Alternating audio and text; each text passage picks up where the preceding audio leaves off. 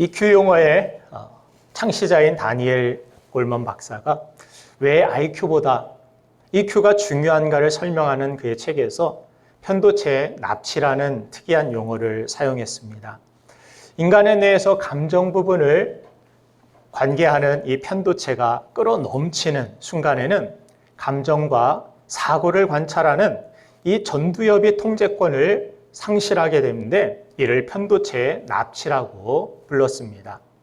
인생을 살다 보면은 인간은 내가 이 위기에서 망할 수도 있겠다라는 두려움을 느낄 때가 있습니다. 내가 크게 잘못한 것 같지 않은데도 큰 위기를 겪을 때가 있고 이유 없이 나를 심하게 공격하는 사람을 만나기도 합니다. 직장에서 해고를 당하기도 하고 어렵게 세운 사업을 접어야 하고 승승장구하던 사람이 하루아침에 인생의 비참한 내리막길로 미끄러져 내려갈 때가 있습니다. 바로 이런 감정을 느낄 때 우리의 편도체로부터 무한정 스트레스 호르몬이 분비되게 되고 전두엽의 이성적 판단이 중단되어집니다. 그러면서 극한 감정이 나를 지배하고 이끌게 되어서 잘못된 판단과 선택을 하게 만듭니다. 이런 상태를 일컬어서 편도체 납치라고 부릅니다. 인생의 내리막길이 한 사람의 추락 또는 멸망으로 이어질 수도 있다는 사실입니다. 반면에 이러한 위기 대처 여하에 따라서 인생의 내리막길이 오히려 기회가 될 수도 있습니다.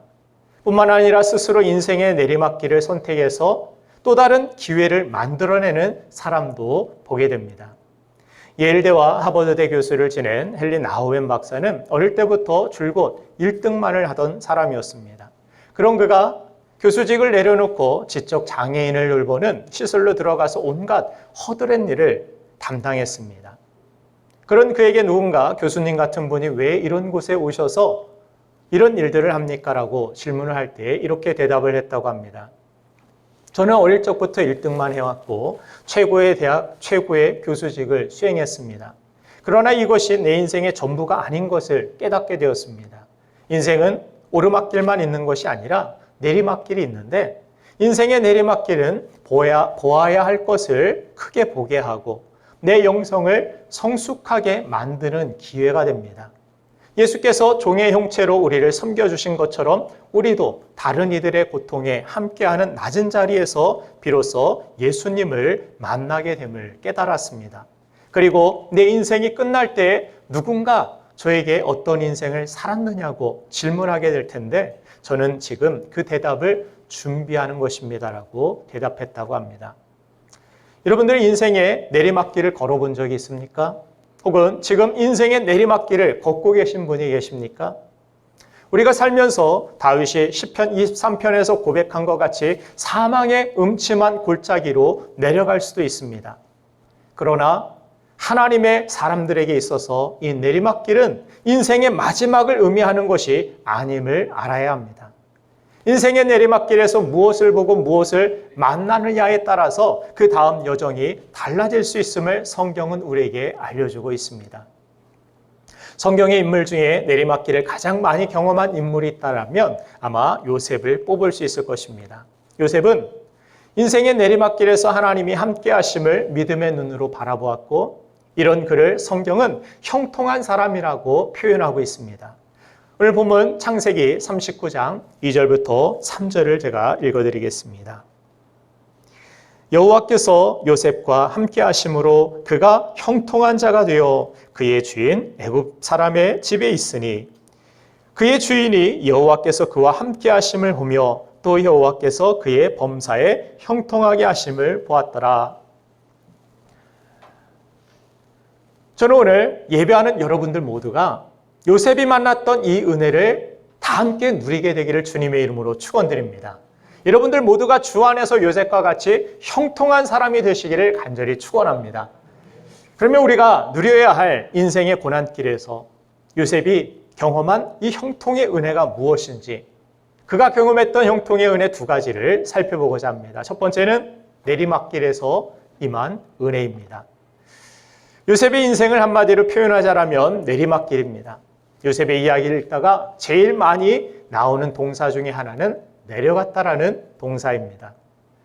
17살까지는 아버지의 사랑을 독차지하면서 살았지만 그 이후에 그의 삶은 감당하기 어려운 내리막길이었습니다. 그가 첫 번째 어디로 내려갑니까? 구덩이로 내려갑니다. 형제들이 요셉을 죽이려고 파놓은 구덩이로 던져집니다. 요셉은 물리적인 이 내리막길보다 형제들에게 배신당하고 버림받은 마음속의 내리막길이 더 아프고 힘들었을 것입니다. 그런데 그때 마침 애굽으로 가는 노예 상인들에게 은 20에 팔리게 되어서 요셉은 두 번째 내리막길인 애굽으로 내려가게 됩니다. 오늘 본문 창세기 39장 1절은 이렇게 시작합니다. 요셉이 이끌려 애굽에 내려가매. 인신매매 당한 인신매매를 당해서 이집트 보디발 장군의 집에 팔려간 이 요셉은 하나님의 은혜로 그곳에서도 인정받아서 집안일 모두를 믿고 맡길 만한 노예의 위치에 오르게 됩니다. 그런데 요셉의 내리막길은 여기에서 끝나지가 않습니다. 보디발의 아내의 유혹에 넘어가지 않은 괘씸죄로 인해서 이제는 노예가 아닌 죄수의 몸이 되어서 지하 감옥으로 내려가게 되었습니다. 구덩이로 내려가고 애굽으로 내려가고 노예로 내려가고 죄수로 내려가고 누가 봐도 안 풀리는 형통과는 거리가 먼 내리막길만 있는 인생이 요셉의 인생이었습니다. 그런데 이런 요셉의 삶 가운데 가장 중요한 사실은 그 내리막길에 하나님이 함께 걷고 계셨다라는 사실입니다. 구덩이로 내려가도 하나님이 함께 하셨고 애굽으로 내려가도 하나님이 함께 하셨고 감옥으로 내려가도 하나님이 함께 하셨습니다.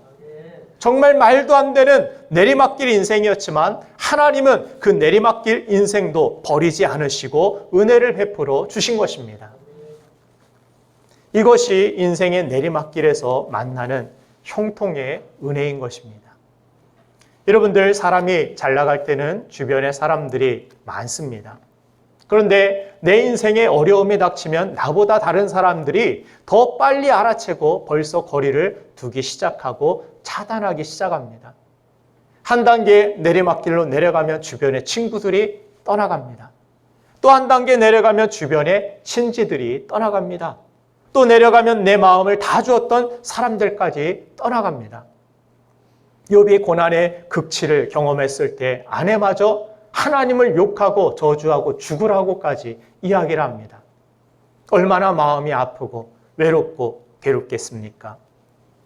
아무도 실패한 사람 옆에서 함께 걷고자 하는 사람이 없게 됨을 성경은 우리에게 보여줍니다. 그런데 그 모든 내리막길에서 사람들이 나를 떠날 때에도 변함없이 함께 걷고 계신 분이 계십니다. 그분이 바로 우리를 사랑하시는 하나님이신 것입니다. 더 내려갈 곳이 없는 내리막길에서도 오히려 더 가까이 다가오셔서 끝까지 함께 걸으시는 분이 바로 나의 하나님이신 것입니다. 할렐루야. 이것이 내리막길에서 만난 하나님의 은혜입니다. 우리가 이해하기 쉽게 주님이 찾아오셨다라는, 주님이 내게 찾아오셨습니다, 나를 만나주셨습니다라는 표현을 쓰기도 하지만 엄밀히 말하자면 하나님의 성도님을 찾아오신 것이 아니라 떠나지 않으신 것입니다. 하나님은 세상을 사랑하사 이미 독생자를 우리에게 보내어 주셨습니다. 그리고 주님은 약속하셨습니다. 내가 너희를 고아와 같이 버려두지 않겠다. 세상 끝날까지 너희와 항상 함께하리라. 이것은 주님의 약속입니다. 주님은 우리와 함께 하십니다. 그런데 주변에 사람이 많고 내가 손에 가진 것이 많을 때에는 그것 때문에 내 옆에 계신 주님이 보이지 않다가 내가 내리막길로 걸어갈 때 주변 사람들이 하나 둘씩 떠나고 다 떠나버렸는데 주님은 떠나지 않고 그대로 나와 영원히 함께 곁에 계시기 때문에 그제서야 주님이 보이기 시작한 것입니다. 우리 눈에는 그제서야 날 찾아오신 것처럼 보이지만 고난 중에만 나타나신 것 같지만 그렇지 않았습니다.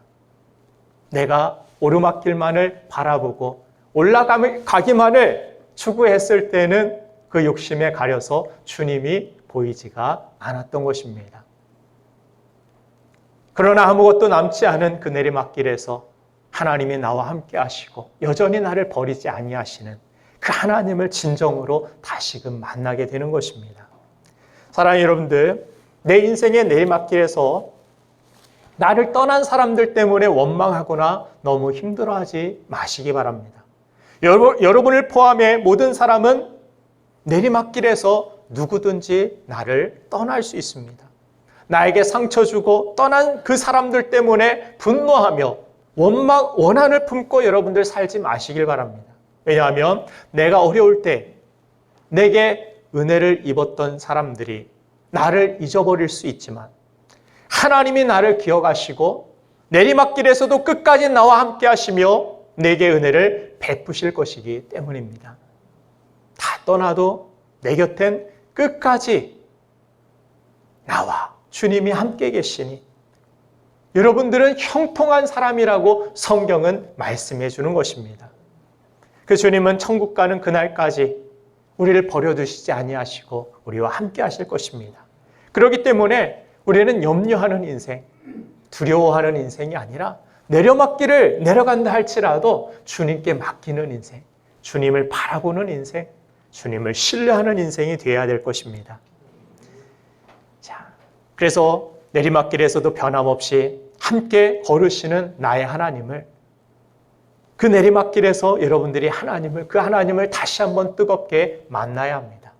엠마오 마을로 내려가던 시리에 빠진 두 제자가 부활하신 예수님을 다시 만나자 가슴에 희망과 기쁨이 불같이 뜨거워졌던 것처럼 내리막길에서 만날 수 있는 뜨거운 은혜를 이 말씀을 듣는 여러분들이 다 누리게 되시기를 주님의 이름으로 축원드립니다. 두 번째, 요셉이 받은 은혜는 찢겨진 옷에 임한 은혜입니다. 요셉의 인생을 옷에 포인트를 두고 보면 참 은혜가 됩니다. 성경을 자세히 보면은 요셉은 옷이 3번 강제로 벗겨졌습니다. 요셉은 처음에 채색 옷으로 시작한 인생입니다. 장남에게 입혀주어야 할 이 채색 옷을 야곱이 요셉에게 입혀주어서 형제들의 미움을 사게 되고 결국 형들은 그 옷을 벗겨 찢어버립니다. 그리고 나서 입은 두 번째 옷이 노예의 옷이었습니다. 그 다음 세 번째는 죄수의 옷이었습니다.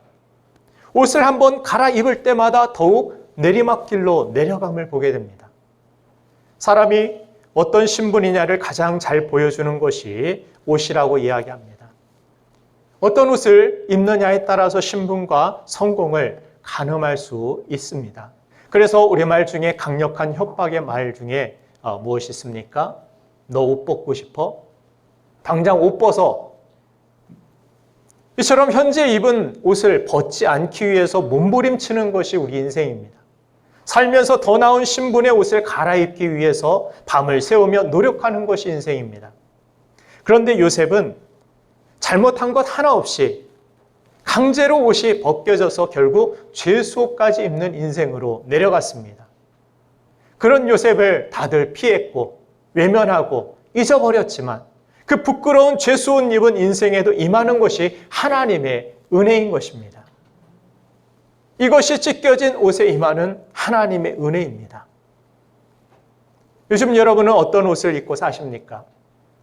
현재 입고 있는 옷이 마음에 드십니까? 마음에 드는 분도 있고 마음에 들지 않는 분도 있으실 것입니다. 내가 이런 옷이나 입고 살 줄 상상도 못해서 거울 속에 비친 자신의 초라한 모습을 보고 힘들어하는 분이 계실지도 모릅니다. 한 벌, 두 벌 사두었던 그 비싼 옷들은 입어보지도 못하고 몇 년째 병상에서 환자복을 입고 있는 분들도 있을 수 있습니다. 밤을 새워 공부를 했지만 자기 전공과는 아무 상관도 없는 전혀 다른 유니폼을 입고 출근하는 분들도 있을 것입니다. 빨리 직장을 잡고 싶은데 취준생의 옷을 몇 년째 입고 사는 분들도 있을 것입니다. 억울하게 누명을 쓰고 죄수복을 입고 지내는 분도 있으실 것이고 사랑하는 사람을 먼저 보내고 슬픔의 베옷을 입고 있는 분들도 계실 것입니다. 이런 상상하지도 못했던 저마다의 옷을 입고 살아가는 인생에 하나님은 은혜를 베푸시길 원하십니다. 창세기 41장 42절을 보면은 바로 왕이 요셉에게 귀한 세마포 옷을 입히게 명령하는 장면이 나옵니다. 그 죄수 옷이 이제 벗겨져서 하나님께서 준비하신 그 세마포 옷이 그에게 입혀지는 장면을 보여줍니다. 여러분들이 살면서 아무리 초라한 옷을 현재 입고 서 있는 그곳이라 할지라도 하나님은 그곳에도 함께 하실 뿐만이 아니라 때가 되면은 우리에게 입혀질 세마포 옷을 준비해 두신 줄 믿습니다. 우리는 이 사실을 믿음으로 받아들이고 내가 현재 어떤 옷을 입은 자리에 있든지 하나님을 예배하며 요셉처럼 하나님의 신뢰하는 믿음을 지키고 원망하고 불평하는 것이 아니라 맡겨주신 사명을 잘 감당하며 주님 오심을 우리는 기다리는 자들이 되어야 됩니다. 요셉은 인생의 바닥까지 내려가서 그 죄수복을 입고도 다른 사람 꿈을 해석해주며 하나님이 이것을 해석하셨습니다. 이것은 하나님이 하신 것입니다라며 하나님을 높이고 자랑했습니다. 얼마나 하나님이 기특했을까요? 노예, 죄수, 무슨 꿈과 무슨 비전이 있겠습니까? 절망뿐이고 불평과 원망뿐이고 소망이 없는 그 자리에서도 하나님이 주신 꿈, 그 말씀 하나 붙들고 버티고 인내하고 하나님은 선하셔. 이건 하나님이 하셨어. 이 절망의 자리, 이 죄수의 자리, 이 감옥에서도 하나님이 하시면 할 수 있어라는 그런 믿음을 가지고 하나님을 높이고 자랑하지 않습니까? 이 믿음이 우리에게 필요한 줄로 믿습니다. 그런 그에게 하나님은 그 꿈을 통해 말씀해 주신 대로 그를 높이셨고 과거의 채색 옷보다 더 영광스러운 세마포 옷을 입혀 주신 것입니다. 우리도 비록 이 세상에서는 요셉처럼 허름한 옷을 입고 좋은 신분의 옷을 입지 못할 수도 있습니다. 그러나 그것은 여러분들이 입을 마지막 옷이 아닌, 그것이 여러분들의 끝이 아니고 마지막이 아님을 요셉의 모습을 통해서 성경은 우리에게 보여주는 것입니다. 주님이 다시 오실 그때에 요한계시록 3장 5절 말씀을 보면 이런 말씀이 있습니다. 이기는 자는 이와 같이 흰 옷을 입을 것이요 내가 그 이름을 생명책에서 결코 지우지 아니하고 그 이름을 내 아버지 앞과 그의 천사들 앞에서 시인하리라. 아멘. 주님도 우리에게 마지막 입을 승리의 옷, 그 영광의 옷을 준비해 놓으셨다라고 약속해 주고 계십니다. 어떤 사람이? 이기는 자가 모든 환난과 핍박과 고난 그 속에서도 요셉처럼 견디고 인내하며 하나님의 선하심을 바라보고 찬송하며 예배하며 충성된 그러한 사람들에게 주님께서는 마지막에 입혀줄 요셉과 같은 그 영광스러운 옷을, 그 흰 옷을 준비해 놓으시고 계신 것입니다. 요한계시록 7장 17절 말씀을 보면 또 주님께서는 이런 이들에게 이는 보좌 가운데 계신 어린 양이 그들의 목자가 되사 생명수 샘으로 인도하시고 하나님께서 그들의 눈에서 모든 눈물을 씻어 주실 것임이라 말씀하십니다. 사랑하는 여러분들, 현재 내 삶이 내리막길에서 눈물 짓는 그러한 마지막과 같은 망할 것 같은 그러한 느낌과 같은 길이라 할지라도 여러분들 두려워하지 마시길 바랍니다. 형들이 구덩이에 요셉을 버릴 때에도 하나님은 그를 버려두지 아니하셨습니다.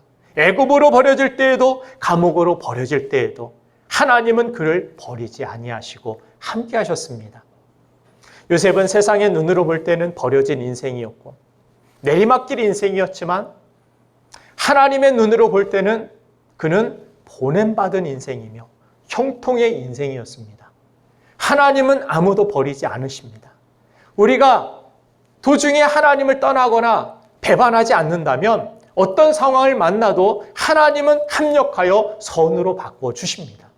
본문 창세기 39장 5절을 보면은 이런 말씀이 있습니다. 그가 요셉에게 자기의 집과 그의 모든 소유물을 주관하게 한 때부터 여호와께서 요셉을 위하여 그 애굽 사람의 집에 복을 내리심으로 여호와의 복이 그의 집과 밭에 있는 모든 소유에 미친지라.